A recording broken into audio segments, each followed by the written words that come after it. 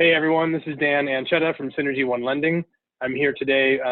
We're going to start a quick new video series about local businesses that are pivoting in this current environment with COVID and coronavirus. So Darren Blonsky is here. He's going to be my co-host from Sonoma Wealth Advisors. What's up, everybody? How are you? And today our guests are Michael and Andrew Fishman from Fishman Supply Company. Great personal friends of ours, and wanted to get them on to talk about what's going on with Fishman Supply. Everyone's been wondering about toilet paper supply and what's going on. Before we get there, why don't you guys tell us a little about the history of the business? Yeah, absolutely. Thanks for having us, Dan. Yeah, thanks for having us. Our pleasure. Andrew, you want to start? Yeah, sure. So our business was founded in 1967 by Michael and I's grandparents, Rose and Saul Fishman. It was born out of necessity for the chicken business is dying and going out, and we've started in janitorial facility supplies, toilet paper, paper towels, chemicals, all that, and have over the 50 plus years morphed our business into 6 categories: janitorial facility supply, office supplies, packaging, lighting, first aid, and safety. Some of those are through acquisition over the years, just kind of rounding out our offering, being able to offer our customers more products, varying degrees to be able to compete with big box stores who offer thousands and thousands of SKU lines. So we've tried to keep pace by acquiring different categories, businesses in different categories, and bringing them in. So that's kind of where we're at today. Just that was quick, brief. Michael, do you want to add anything to us? Yeah, I mean, I think specifically when it comes to acquisition, we've had two major acquisitions in the last 4 years now. 4 years ago, we purchased an office supply company out of Santa Rosa, Curry's Office Supplies. And then just about a year and a half ago, we purchased a safety supply company out of Novato, Sequoia Safety. So obviously that one is coming into play quite heavily at the moment. And we're definitely seeing safety supplies being kind of a top product type at the moment. Yeah, could you tell us about what that supply chain looks like today? Is there stuff readily available? What's happening in that world? Yeah, so that world's an interesting world right now. So over the last, I guess we're moving on 6-7 weeks now, right? 1, 2, 5, 6, 7, almost 8 weeks now. It started with a rush on toilet paper, and that was from the retail side. I think it's just a comfort thing, right? People want to take control of one thing, and they're going to be stuck at home, and they want toilet paper. So we saw a massive rush on toilet paper. We saw a massive rush on disinfectant chemicals, right? So they want to kill the virus, and they want to be able to be home. And so as we transitioned from that also went right into the disinfecting wipes, right? And so they're trying to kill the virus, trying to feel good, right? And then it moved into the safety side of things, right? They transitioned straight into gloves. They transitioned into face protectors, into eyewear, into coveralls, things like that. And then as hand sanitizer is now, instead of being on the soap side, it's now considered a safety product, which is kind of weird.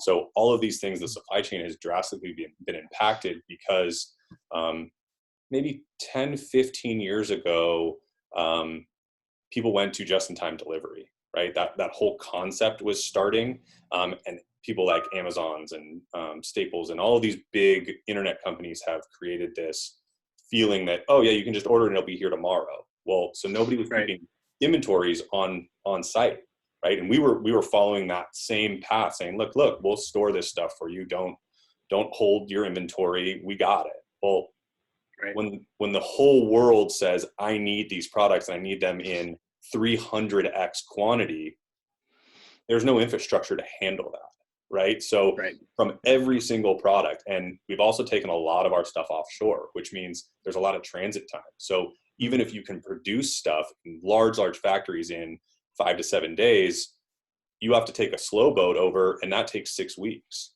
right? So now you're pushing, we wouldn't even have products if stuff wasn't being air freighted over, right? So think about things like masks right now, right? That's our biggest problem right now. And the price on masks has skyrocketed probably 200%, if not more, depending. And that's not price gouging. It's cost of goods has increased because freight, I've heard of $90,000 shipments to get on an air freight carrier, right? To be brought over here in a reasonable amount of time to get product. Right. They just need it. They need it here. And we experienced that during the fires too. I remember I bought some N95s from you guys during the fires, and you were able to get them because we were a relatively isolated incident here. Exactly. Where we needed masks, and you can get them from other parts of the country where they were sitting in other people's warehouses, and they're like, yeah, we got those, send them over. Exactly. Yeah. But once you go to a global supply chain issue, that's why the impact is having such a drastic effect. You guys find that the bulk of your products were in China, so there was a supply chain delay from that? So yes and no. We don't deal directly with any Chinese factories, right? Or we didn't until recently.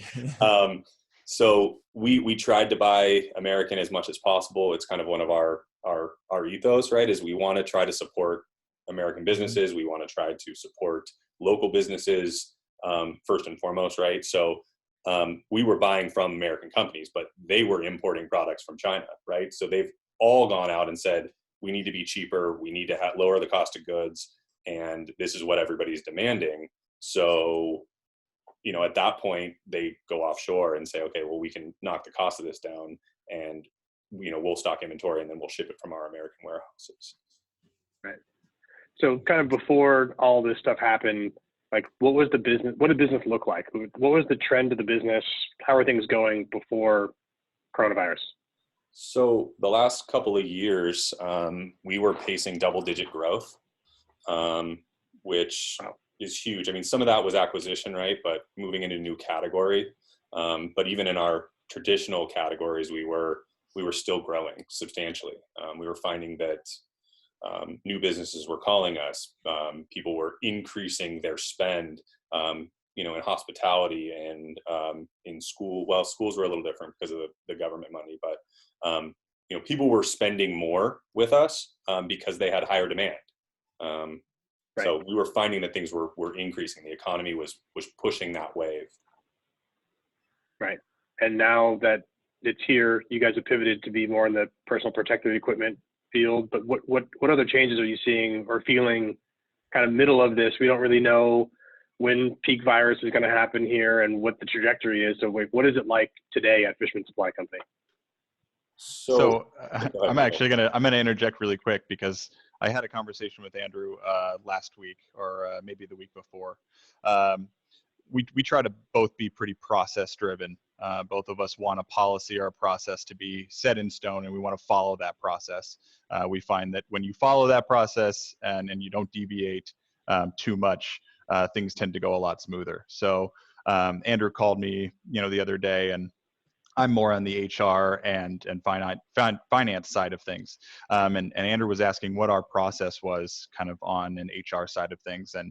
And he wanted a policy in place. What are we going to do if this? What are we going to do if that? And I had just the same day watched a webinar with an HR company that we consult with. And the main takeaway that I got was that in this environment, you have to stay nimble. You have to, things are changing by the hour, by the week, by the day. You have to stay nimble and you have to make changes accordingly. And trying to put a blanket policy or process in place is not going to work in this environment. So I think after that conversation, both Andrew and myself have tried to follow that, stay nimble, just roll with the punches and react. We try to be as proactive as possible before this happened, but now it's all about reaction. How are we going to react to these new situations? And I think we've done a fairly good job at that. How do you guys see your business changing when this all, I guess, the stay at home lifts? Do you see much of a change for your business, or are you just seeing you're pivoting more towards what you're supplying? Yeah, I don't see us changing necessarily what we do. I think that what we do becomes more valuable. So we're not just a box mover, right? I mean, at the heart of our business, that's what we do. We take a box from a manufacturer, we put it in our warehouse, then we put it on our trucks, and we give it to somebody, right? That's the heart of what we do, except for I have a sales staff that is experts in cleaning, that are no product variations. They know kill claims. They know things about what our products do. And so we're a consultative company, right? And we try to present that value to our customers and let them know we're here for you, right? Call us when you have a problem, when a new law or a new ordinance comes in and says you have to do these things.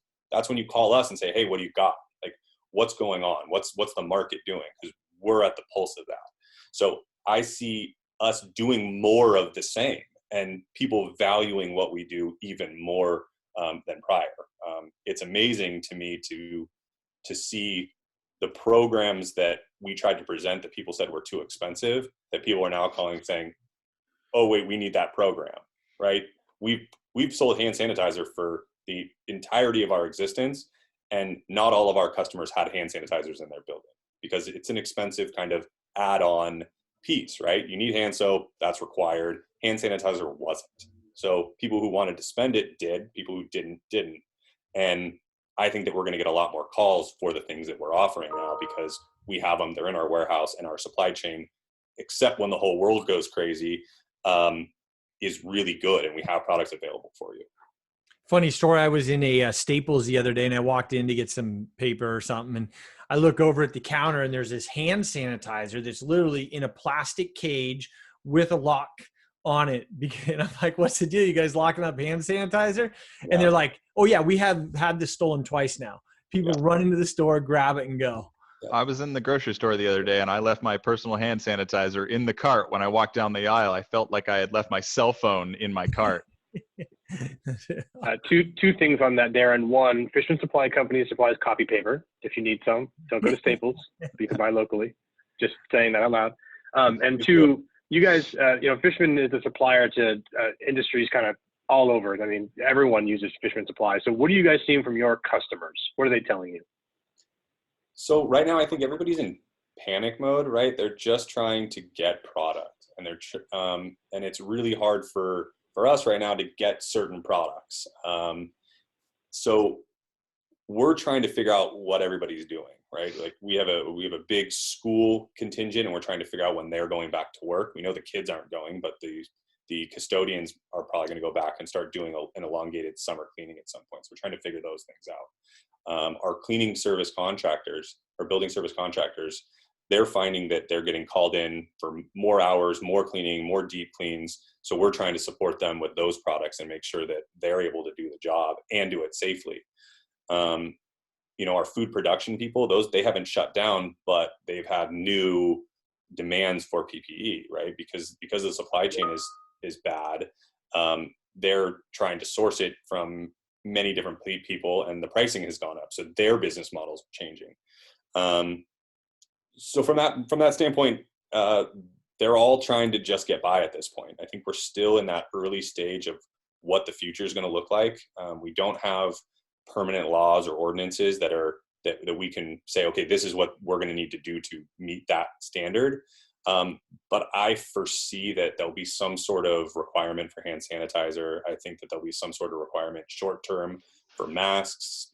I think that there'll be a lot more awareness of people coming in and out of your buildings, right? So there'll be more hand sanitizer stands, there'll be more wipes, cart wipes, things like that have started popping up in grocery stores.